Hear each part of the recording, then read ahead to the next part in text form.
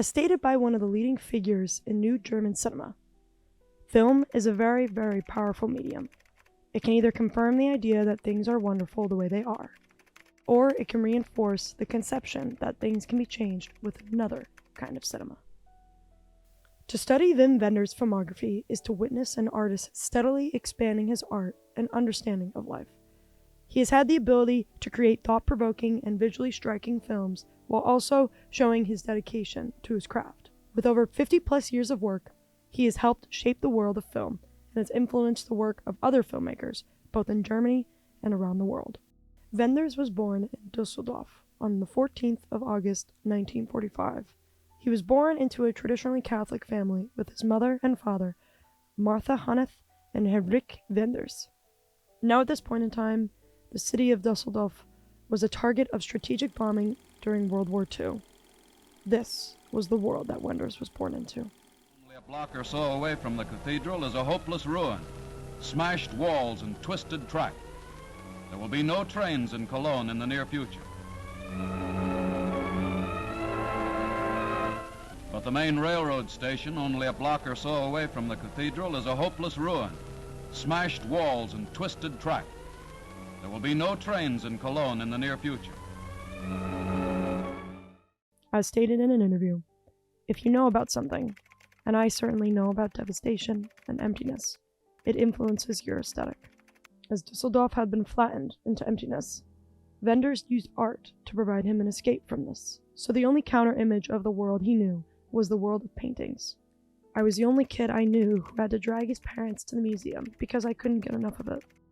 Paintings were the first thing that brought Wenders into the eyes of art. He graduated from high school at Oberhausen in the rural area. He then studied medicine at the University of Freiburg and philosophy at the University of Düsseldorf.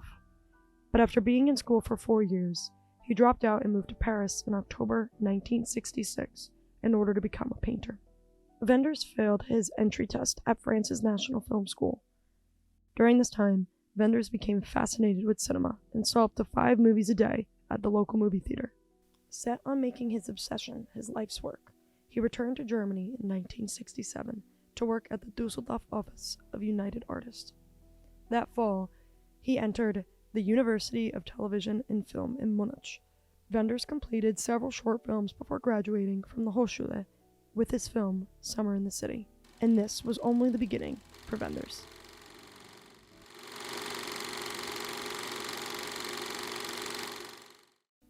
In 1961, the Berlin Wall was created dividing Germany.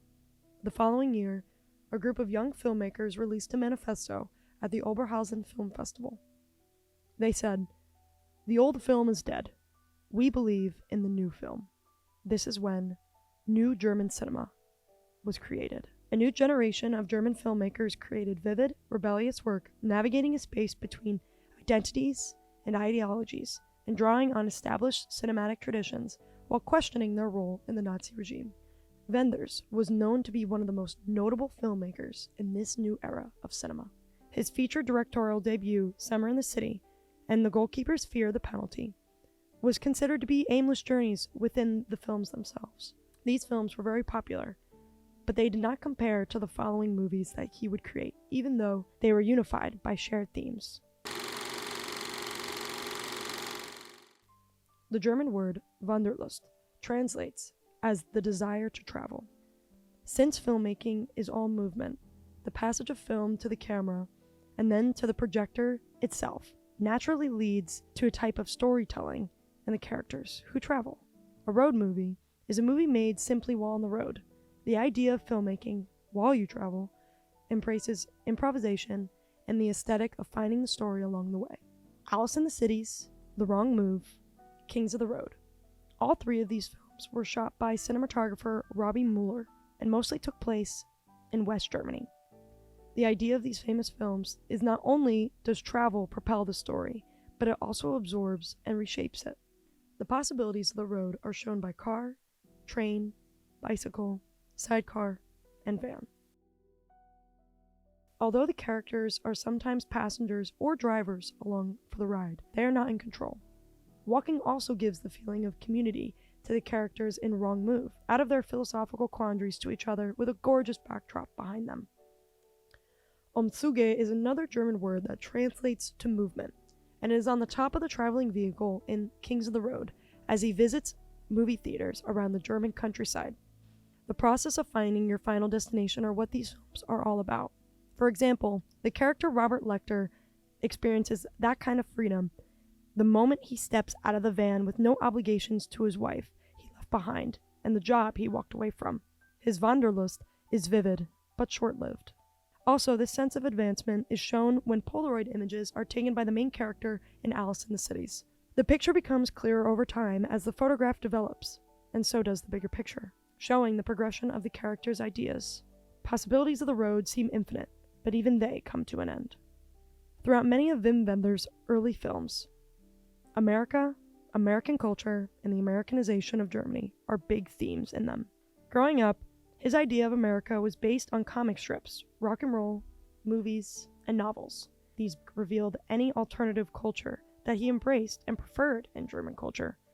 But of course, he got to know its drawbacks, its eventual failure, and its beauties as well. It became his everyday reality. Paris, Texas is another one of Wenders' films that directly connects with the Americanization seen by Wenders himself. In the film, we follow Travis, who after mysteriously wandering out in the desert in a dissociative fatigue, attempts to reunite with his brother and 7-year-old son. After reconnecting with his son, Travis and the boy end up embarking on a voyage through the American Southwest to track down Travis's long missing wife. The colors red, white, and blue are seen consistently throughout the entire film, showing the happy life or the life of the American dream, while the color green is shown on Travis's side, showing the opposite of that and the negative aspects of living in this world. Most importantly, we cannot forget to talk about his films that table the idea of isolation and the search for meaning in the modern world. Wings of Desire was Wenders' first German film after living in the US for 8 years.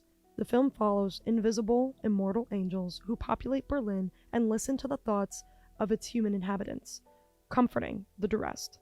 One of the angels falls in love with a beautiful, lonely trapeze artist. This angel chooses to become mortal so that he can experience human sensory pleasures, ranging from enjoying food to being touched by a loved one, and so that he can discover human love with the trapeze artist. The angels that listen see that the city of Berlin is very populated, but the people that take up that space are mostly lonely and sad. But also the use of monochromatic colors towards the end shows the human lifestyle and the separation between the spiritual world and the human. Our main character says, Endlich ahnen, statt immer alles zu wissen. Ach und oh und A und W sagen können, statt Ja und Amen. It's the idea that human life is happy and a beautiful thing from the outside. All of the senses that you feel and the warmth that you get makes you happy. But in reality, all that lies within is a depressing, gray world. And that's what the angels see. The truth in reality.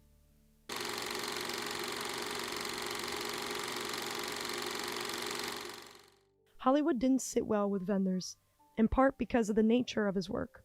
He felt he did not have the creative freedom he sought as he was working within the Hollywood system. After taking a break for several years, he re-emerged as a successful documentary filmmaker. His documentaries are shot with a sensitivity and great care for their subjects. Wenders uses narrative skills he developed earlier in his career by telling engaging stories. His comeback was in 1999 with Buena Vista Social Club, a celebrated documentary about a group of Cuban musicians. Pina, a 2011 documentary about the life of a celebrated contemporary dance choreographer, Pina, as well as The Salt of the Earth in 2014, about a Brazilian photographer, Sebastiano Saligo. Both earned Wenders an Oscar nomination for Best Documentary, just like Buena Vista Social Club did. His latest documentary release in 2018 was the film about Pope Francis, titled Pope Francis, A Man of His Word. Wenders had also kept directing dramas as well, but his latest efforts, such as Everything Will Be Fine in 2015 and Submergence in 2017, received unfavorable reviews and bombed at the box office. With over 50 years of film, Wenders has received many awards. Paris, Texas won Palme d'Or in 1994 and Best Director in 1995. Wings of Desire also won Best Director in 1987 and was also nominated for Best Foreign Film. These are just a few of his awards. He has won many over the course of his career. Wenders announced in the fall of 2012 that he would create a foundation in his native German city to ensure his work is publicly accessible and to support young filmmakers. People around the globe have seen my films. They have influenced many, and some of these films have become classics or cult films. In this sense, they no longer belong to me anyways, but instead to a collective memory of cinemagoers of every age and of many nationalities. It has been my desire for many years that in the future my work might belong only to itself, and thus to everyone. There is now a realistic and unique opportunity for this dream to come true. Wim Wenders was one of the major generals of New German cinema by having a strong visual sense, which he uses to create beautiful and evocative images that help draw the viewer into the world of his films. Wenders is known for being a hardworking and dedicated filmmaker who is always striving to push the boundaries of the medium and to create films that are both thought-provoking and emotionally powerful. Without Wim Wenders, New German cinema and the advancement of film couldn't have been the same.